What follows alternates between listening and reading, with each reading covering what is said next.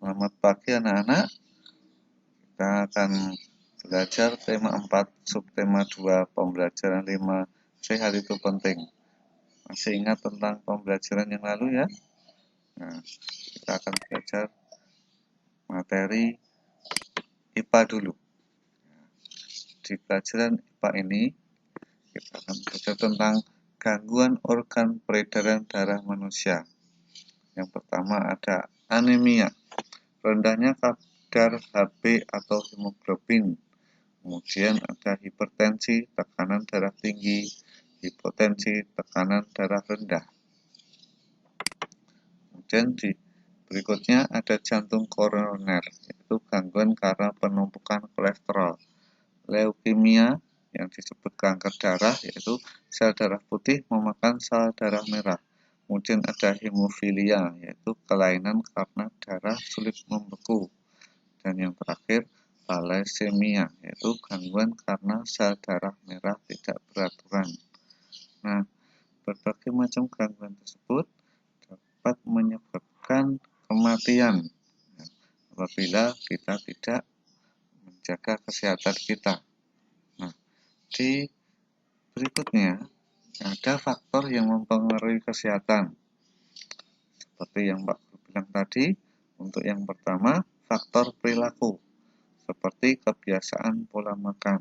Nah, pola makan yang tidak teratur dan kadang terlambat juga berpengaruh terhadap kesehatan. Kemudian makan yang sembarangan atau siap saji, makanya yang mengandung kolesterol itu juga menyebabkan gangguan pada peredaran darah karena akan menyumbat pembuluh darah. Nah, kemudian yang kedua faktor lingkungan.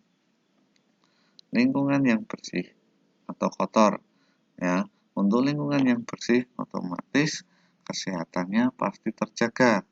Sedangkan dengan lingkungan yang kumuh atau kotor, maka kesehatannya sering terganggu. Nah, yang ketiga ada faktor pelayanan kesehatan, yaitu ketersediaan fasilitas kesehatan. Di setiap rumah sakit, puskesmas memiliki fasilitas kesehatan yang berbeda-beda. Mungkin di daerah kota, peralatannya, fasilitasnya lebih modern. Sedangkan kalau di pedesaan atau pinggiran, fasilitasnya kurang mencukupi. Nah, yang terakhir, faktor keturunan. Nah, di sini adalah penyakit keturunan. Nah, biasanya kalau sudah penyakit keturunan itu sangat sulit disembuhkan. Itu berasal dari diturunkan dari orang tua kita biasanya penyakitnya. Nanti setelah itu mungkin juga akan menurun kepada anak kita nantinya. Jadi turun-temurun akan mempunyai penyakit seperti orang tuanya. Nah, selanjutnya kita akan belajar bahasa Indonesia yang di sini masih tentang pantun. Masih ingat tentang bagian-bagian pantun kemarin ya? Nah, baris 1-2 merupakan sampiran, baris 3-4 adalah isi. Nah, perhatikan dua anak yang sedang bercakap-cakap dengan pantun. Yang pertama, jalan-jalan ke kota hujan, naik turun melewati bukit. Jangan lupa gerakan badan supaya kita tak pernah sakit. Nah, sedangkan anak kedua menanggapi dengan hitam legam burung gagak, terbang bebas di langit tinggi. Okelah kawan, ayo bergerak, bersepatu roda sesuka hati.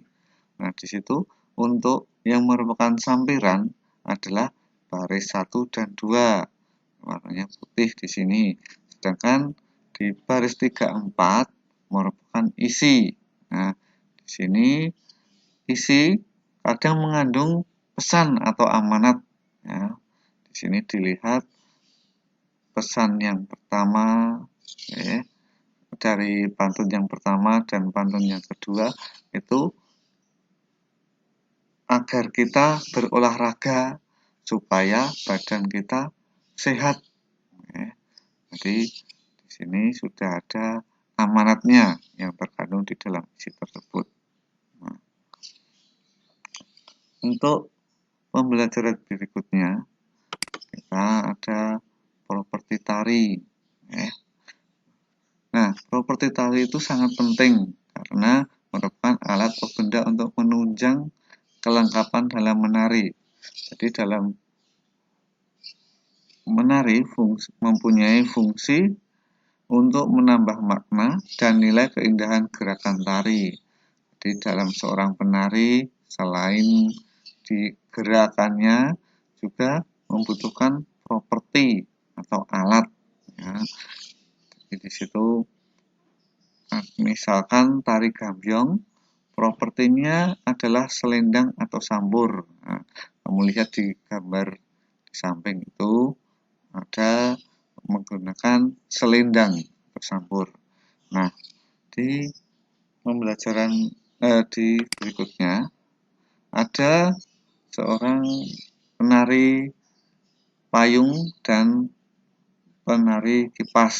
Nah, itu disebut tari payung dan tari kipas. Nah, propertinya apa, anak-anak? Nah, terlihat mereka menggunakan alat. Yang pertama untuk tari kipas, propertinya adalah kipas. Jelas. Sedangkan untuk tari payung, propertinya di situ dilihat, kamu analisis, ada tari menggunakan payung dan menggunakan sambur. Jadi properti itu alatnya. Nah, untuk pembelajaran hari ini jelas cukup sekian. Terima kasih.